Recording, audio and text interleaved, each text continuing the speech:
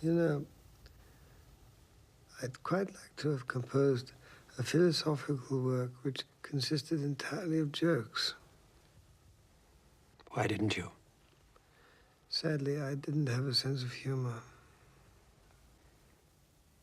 Let me tell you a little story.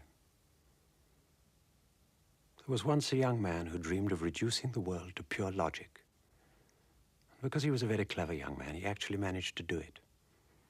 And when he had finished his work, he stood back and admired it. It was beautiful. A world purged of imperfection and indeterminacy. Countless acres of gleaming ice stretching to the horizon. So the clever young man looked around the world he had created and decided to explore it. He took one step forward and fell flat on his back.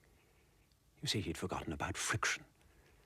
The ice was smooth and level and stainless, but you couldn't walk there.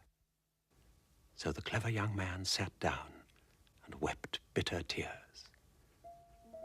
But as he grew into a wise old man, he came to understand that roughness and ambiguity aren't imperfections.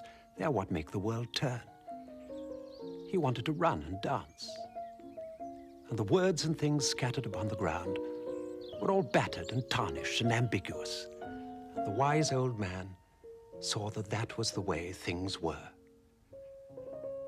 But something in him was still homesick for the ice, where everything was radiant and absolute and relentless. Though he had come to like the idea of the rough ground, he couldn't bring himself to live there. So now he was marooned between earth and ice, at home in neither.